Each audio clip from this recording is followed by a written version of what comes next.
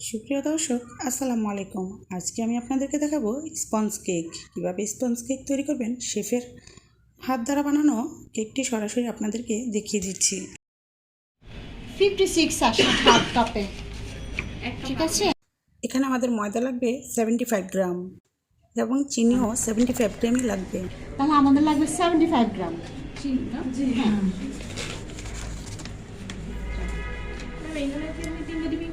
হ্যাঁ, এখানেও আমি 3টা ডিবি করবো। আর আমরা সবাই আছি। কতটুকুর জন্য? এটাও আমাদের 3টা ডিবি। হ্যাঁ, 1.5 পাউন্ড। 1.5 পাউন্ড হবে তো 3টা ডিবি।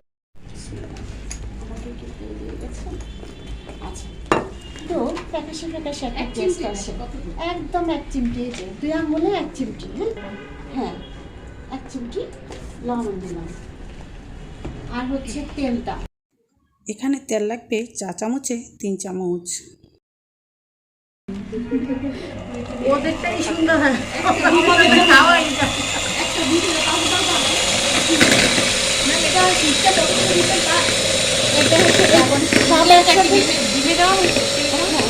আমরা কিছু করে চিনি দেবো, 2বারে বা 3বারে আমরা এটা বিট করবো।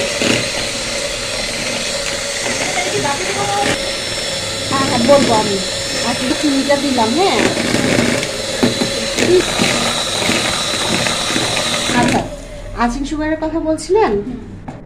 আইসিং সুগারটা আমরা দিব না। কেন দিব না? এই যে চিনিটা, আস্ত দানার চিনিটা, এটা একটু ময়শ্চারাইজারের কাজ করে। যতক্ষণ বিট হতে থাকবে, এটার ভিতর থেকে ময়েস্টগুলো ছাড়বে। চিনিতেও এক ধরনের তেল থাকে। হ্যাঁ হ্যাঁ, ওগুলো ময়শ্চারাইজারের কাজ করে।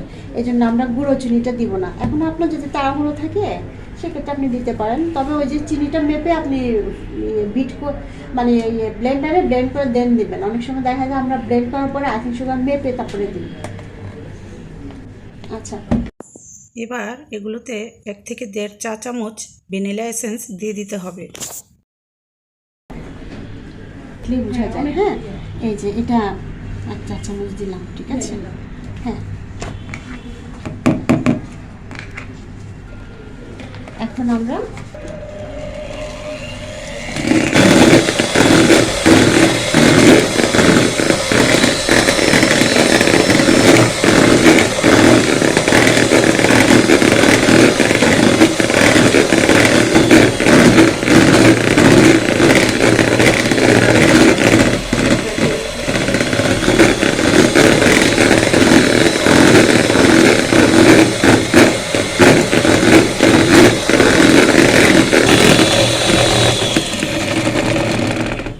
এই যে আমরা ততক্ষণ বিট করবো, ততক্ষণ বিট করলে এরকম একটা ডিজিট আমরা লিখতে পারবো। হ্যাঁ, এই যে এরকম একটা ডিজিট লিখতে পারবো। কম হয়ে গেছে। এখন আমরা তেলটা দিব, ওটা বসে যাবে। এখন আমরা 3টা ডিম তো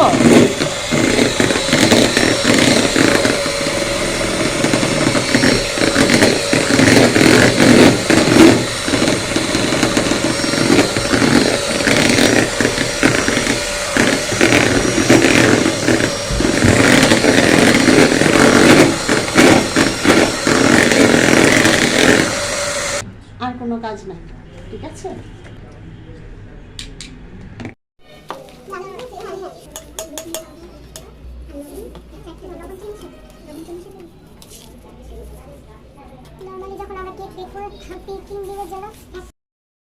এবার ময়দাগুলোকে কয়েক ধাপে মিশিয়ে নিতে হবে আর খুব আলতোভাবে নাড়াচাড়া করতে হবে। 4 ইঞ্চি মল থেকে একেবারে 12 ইঞ্চি সব ধরনের পাওয়া যায়। আচ্ছা, আমরা কি করব, যে চিনিটা যেমন 3টা ধাপে আমরা মিশিয়ে দিব, তবে এটা সার্কুলার মোশনে আস্তে আস্তে এই কাজটা করতে হবে, একটু ধৈর্য নিয়ে। এটা ইউজ করলাম, আর নষ্ট করলাম না। হুইস্ক দিয়েও করতে পারেন আপনি, স্প্যাচুলা দিয়েও করতে পারেন। আচ্ছা,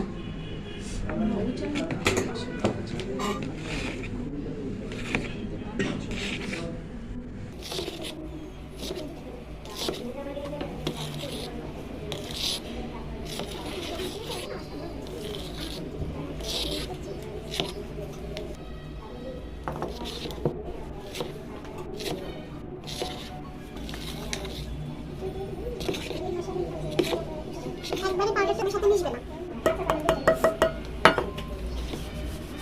দিয়ে দেরি করা যাবে না, যে একটু পরে নাড়বো আগে দিয়ে দিই না, সেটা করা যাবে না। হ্যাঁ সাথে সাথে হ্যাঁ হ্যাঁ আমরা আজকে করবো একটা চকলেট স্পঞ্জ কেকের বেজ আমরা আজকে করবো। এখন একটা দিন যে কাপকেক কয়টা হয়, আপনি যদি ছোট বানান এই যে এই সাইজের স্মল সাইজে বানান 6টার মতো হবে, আর একটু বড় সাইজের স্ট্যান্ডার্ড সাইজে চাইলে 5টা হবে। ফোমটা ফোম আছে না, যেরকম একদম খুব সাবধানের সাথে এই জিনিসটা মিশাতে হবে। কোনো পাউডারের কোনো দানা দানা আছে? কোনো দানা দানা নেই।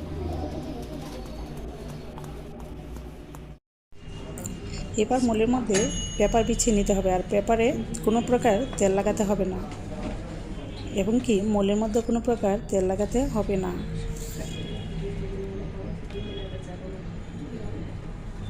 ঢালার সময় হয়েছে অনেকগুলো, আমরা একটু ট্যাপ করে নিলে কিন্তু এয়ার বাবলগুলো বের হয়ে যাবে। হ্যাঁ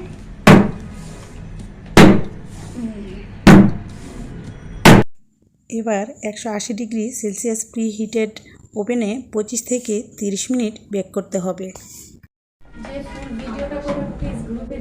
হ্যাঁ হ্যাঁ দিয়ে দিব। আচ্ছা আমি এই জন্যই 20 মিনিট করছি। দিলাম, ঠিক আছে। এখন অনেক সময় দেখা যায় যে 15 মিনিটে 18 মিনিটেও কেক হয়ে যাচ্ছে, সেক্ষেত্রে কোনো ঠিক আছে। এই যে কেকটা আমাদের নড়ছে, হ্যাঁ তার মানে এখনো হয় নাই, ঠিক আছে। তাহলে আমরা আরো 5 থেকে 10 মিনিট দিব, 5 মিনিটও হয়ে যেতে পারে। 10 মিনিট দিলাম। কিন্তু সাজেস্ট করে যে খুললো না ইউটিউব তো ইউটিউবই একেবারে দুনিয়া টিপস দিয়ে মাথা গরম করে এক একটা পেজে এক একটা দেখায়।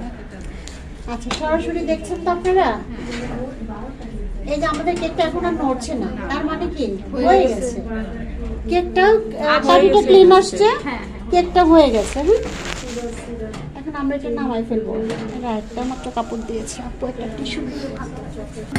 আচ্ছা কেকটা এখন অনেকেই বলে কেকটা 10 মিনিট ওভেনের ভিতরে ফেলে রাখেন, তাহলে কি হবে? আমার খুব হয়ে যাবে, হার্ড হয়ে যাবে, উপরে হার্ড হয়ে যাবে, ভিতরেও শক্ত হয়ে যাবে। জি ঠিক আছে, তাহলে আমরা কেকটা নামিয়ে ফেললাম। এখন আমাদের কাজ কি, কেকটাকে আমরা একটু ঢেকে রাখবো, তাহলে যে কেকটা অতিরিক্ত বাতাসে এটা হার্ড হয়ে যাবে না, এটা একদম সফট থাকবে, ময়েস্টটা ধরে রাখবে। তাহলে আমরা একটু ঢেকে রাখি। আমরা এটা ঢেকে রাখলাম। অনেক সময় হয় না, ঢেকে রাখবো এটা? তবে 15 মিনিট। হ্যাঁ আপনিও যতক্ষণ করবেন না ততক্ষণ ঢেকে রাখবেন, কোনো সমস্যা নেই।